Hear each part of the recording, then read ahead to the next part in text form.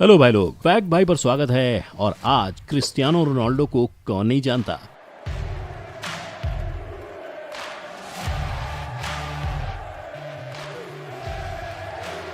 लेकिन क्या आपको पता है, क्रिस्टियानो को इस दुनिया में आने से पहले लड़नी पड़ी थी मौत की लड़ाई, क्योंकि उनकी खुद की मां उन्हें मार देना चाहती थी। और सिर्फ यही नहीं, आज दुनिया के बिगेस्ट फुटबॉलर में से एक और इकलौते ऐसे फुटबॉलर बनने वाले रोनाल्डो, जिन्होंने सबसे पहले $1 बिलियन यानी 7,500 करोड़ से ज्यादा की कमाई की है, और जिनके पास आज इतनी कार्स हैं कि उनकी गिनती तक उन्हें याद नहीं है। उनका बचपन ऐसी गरीबी से गुजरा था कि उनके पास असली क्या, खेलने वाली कार्स तक नहीं थी। तो आखिर रोनाल्डो के हाथ में ऐसा कौन सा जादुई चिराग लग गया कि न सिर्फ वो दुनिया के नंबर 1 प्लेयर की लिस्ट में शामिल हैं, पर आज उनके पास फुटबॉलर्स का सबसे बड़ा बैलन ड'ओर अवार्ड 1, 2 नहीं 5 हैं। और तो और आखिर दुनिया उन्हें फुटबॉल का भगवान मानकर उनकी पूजा क्यों करती है। अगर आपको भी जानना है कि आखिर क्रिस्टियानो के पास कौन सा जिन का चिराग है, तो चलिए शुरू करते हैं आज का हमारा video title from rags to riches, incredible story of Cristiano Ronaldo.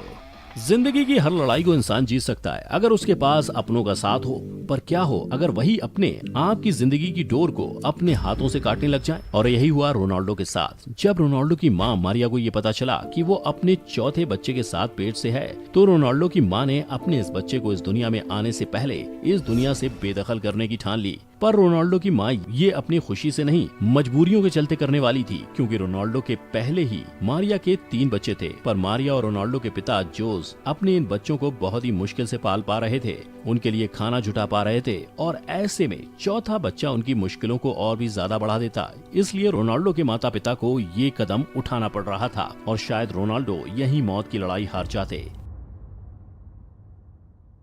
लेकिन मारिया के डॉक्टर ने मारिया का अबॉर्शन करने से साफ इनकार कर दिया, जिसके बाद 5 फरवरी 1985 को पंचल पुर्तगीज के मैडीरा आइलैंड पर क्रिस्टियानो रोनाल्डो का जन्म हुआ। पर जैसा मैंने पहले ही आपको बताया, रोनाल्डो का परिवार बहुत ही गरीब था।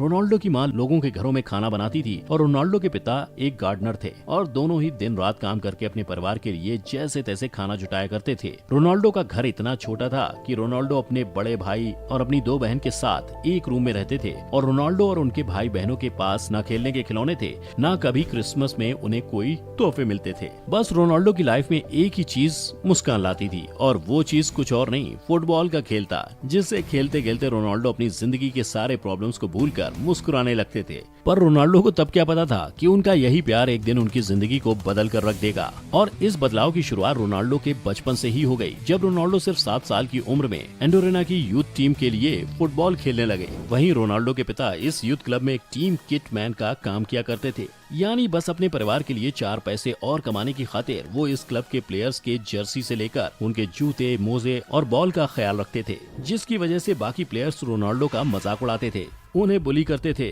और रोनाल्डो ने उनके मजाक को कभी अपने खेल के बीच में नहीं आने दिया। रोनाल्डो ने उनके तानों को और ज्यादा और मेहनत करने का रीजन बना लिया, और रोनाल्डो ने पहले से भी दुगनी मेहनत से अपने फेवरेट खेल फुटबॉल को खेलने की कोशिश की। पर पता है, रोनाल्डो को लोग बचपन में लिटिल क्राई बेबी बुलाया करते थे, और अब भी लोग रोनाल्डो को इस नाम से चिढ़ाते हैं। Hello guys, welcome to this new video. My name is Gaurav and in this video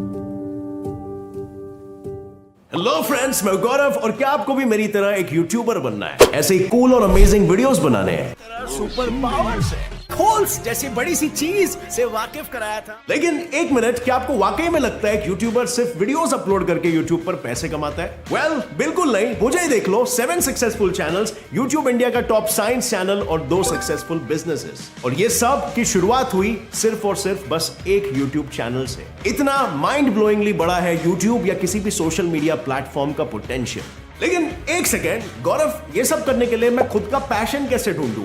1 million subscribers कैसे गेन करूं? वायरल टॉपिक्स कहां से ढूंढूं? वीडियो बना के पैसे कैसे कमाऊं? एक चैनल तो खोल लिया, लेकिन अब दूसरा चैनल कैसे बनाऊं? और मोस्ट इंपॉर्टेंटली, ये यूट्यूब चैनल्स की मदद से बिजनेसेस कैसे खोल पाऊं? वेल, इन सारे सवालों के जवाब जानने के लिए हमें एक्चुअली में जाना होगा पास्ट में, पुराने गौरव से मिलने, उसके हजारों गलतियों से सीखने, एंड मोस्ट इंपॉर्टेंटली उसके सक्सेस के सीक्रेट्स जानने। सो फ्रेंड्स, अगर आप रेडी हो मेरे साथ मेरे पास्ट के सफर पे चलने के लिए, तो अभी डिस्क्रिप्शन में दिए गए लिंक पे क्लिक करो और इस कोर्स पे रजिस्टर कर लो, जहां पे आपको आपका खुद का पैशन ढूंढने से लेकर उसके अराउंड सोशल मीडिया में एक ऑडियंस कैसे क्रिएट करनी है और उस ऑडियंस की मदद से दूसरे चैनल्स कैसे खोलने हैं और उस चैनल्स की मदद से बिजनेसेस कैसे खोलने हैं, ये सब मैं आपको स्टेप बाय स्टेप बताऊंगा। पर्सनल स्टोरीज और pure 100% practical real life information के साथ, वो भी लाइव ट्रेनिंग मॉड्यूल्स के थ्रू, जिसमें आप मुझे क्वेश्चंस भी पूछ सकते हो जब तक आपको सेटिस्फैक्टरी आंसर ना मिल जाए। वो बुलशिट बातें नहीं होंगी कि अच्छे वीडियोस बनाओ, कंसिस्टेंटली अपलोड करो वगैरह वगैरह। मैं आपको सीक्रेट्स बताऊंगा जो मैंने पर्सनली अपने एक्सपीरियंस से सीखे हैं। मतलब जैसे M.Com मास्टर ऑफ कॉमर्स है, MSc मास्टर ऑफ साइंस है, वैसे ही सिर्फ 2000 रुपए में आप मास्टर ऑफ यूट्यूब बन जाओगे।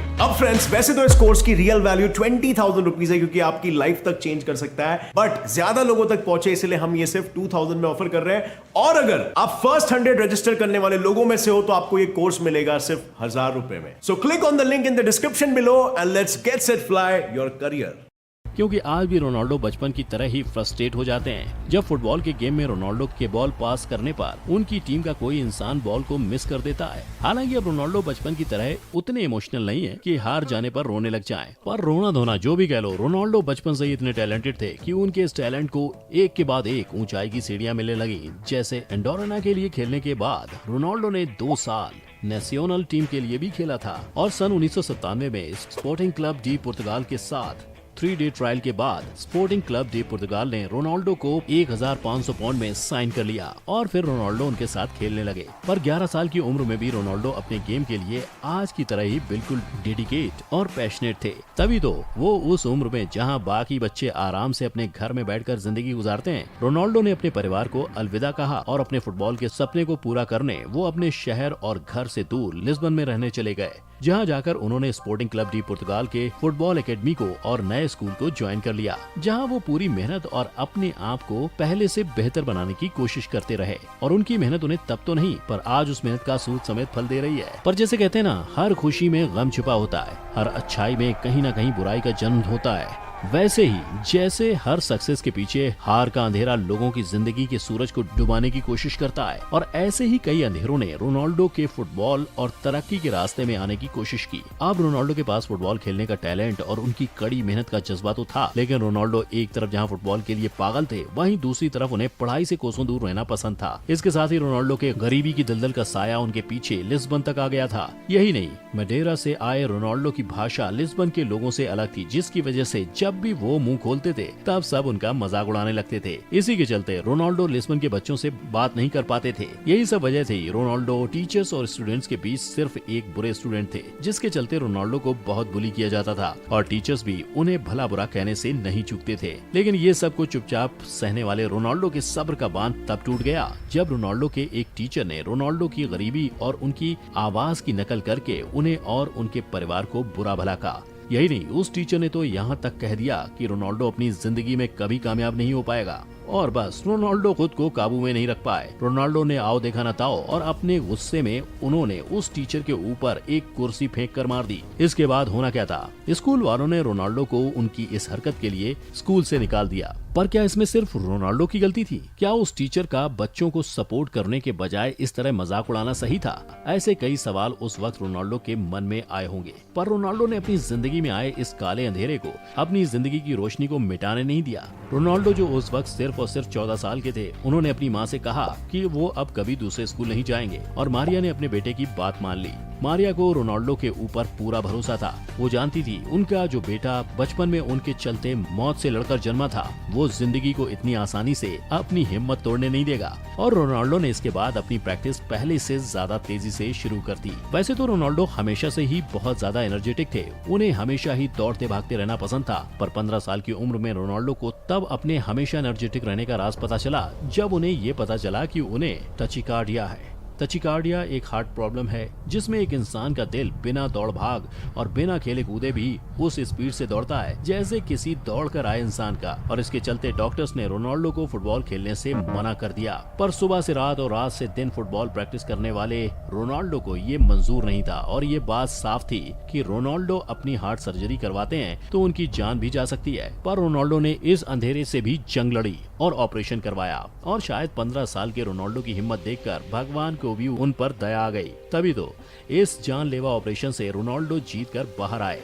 और बस कुछ टाइम बाद ही उन्होंने हॉस्पिटल से डिस्चार्ज ले लिया। और देखते ही देखते कुछ ही हफ्तों में रोनाल्डो ने अपनी प्रैक्टिस शुरू कर दी। रोनाल्डो को अपनी इस हार्ट सर्जरी के बाद मानो एक नया जन्म ही मिल गया, एक नई शुरुआत मिल गई। पर ये नई शुरुआत अकेले नहीं आई थी। इस शुरुआत के साथ रोनाल्डो को सफलता की वो सीढ़ी मिली जिसकी वजह से वो फुटबॉल के बादशाह के तख्त पर बैठे हैं। तो पूरी कहानी ऐसे है। स्पोर्टिंग क्लब डे पुर्तगाल के लिए खेलने वाले रोनाल्डो ने 7 अगस्त 2003 को मैनचेस्टर यूनाइटेड के साथ एक मैच खेला था, जिसमें मैनचेस्टर के पहुंचे हुए खिलाड़ियों की 3-1 से हार हो गई थी। पर अपनी हार के बावजूद मैनचेस्टर यूनाइटेड की टीम रोनाल्डो के खेल से इतनी इम्प्रेस थी कि उन्होंने अपने मैनेजर एलेक्स फर्गुसन के पास जाकर उन्हें किसी भी तरह रोनाल्डो को टीम में शामिल करने की रिक्वेस्ट कर दी। और अपनी टीम की तरह ही 18 साल के रोनाल्डो से इम्प्रेस्ड एलेक्स फर्गुसन ने भी अपनी पूरी जान और पैसा लगा दिया और 12.24 मिलियन पाउंड यानी 126 करोड़ में उन्होंने रोनाल्डो को अपनी टीम के लिए 12 अगस्त 2003 को साइन कर लिया, जो उस समय किसी भी 18 साल के प्लेयर को साइन करने की सबसे बड़ी रकम थी। यही नहीं, रोनाल्डो पहले पुर्तगीज प्लेयर थे जिन्हें मैनचेस्टर यूनाइटेड ने अपनी टीम में शामिल किया था। और टीम में शामिल होने के बाद एलेक्स ही वो इंसान थे जिन्होंने रोनाल्डो को नंबर 7 की जर्सी दी थी, जो आज तक रोनाल्डो की जर्सी का नंबर है। हालांकि इसके बाद भी रोनाल्डो का सफर आसान नहीं था। कई बार रोनाल्डो की जिंदगी में बड़े बड़े उतार चढ़ाव आते ही रहे। जैसे 2005 में रोनाल्डो के पिता जो एक अल्कोहलिक थे, उनकी जान लीवर फेलियर की वजह से चली गई। पर रोनाल्डो ने ऐसे किसी भी उतार चढ़ाव से हार नहीं मानी। सन 2009 में रोनाल्डो ने मैनचेस्टर यूनाइटेड को बाय बाय कहा और रियल मैड्रिड की टीम में शामिल हो गए। और आप जानकर हैरान होंगे कि रियल मैड्रिड ने रोनाल्डो को 823 करोड़ से ज्यादा में साइन किया था। बस सिर्फ यही नहीं, उसके बाद सन 2018 में रोनाल्डो ने जब जुवेंटस के साथ 4 साल का कॉन्ट्रैक्ट साइन किया तो उसकी कीमत 876 करोड़ से भी ज्यादा थी।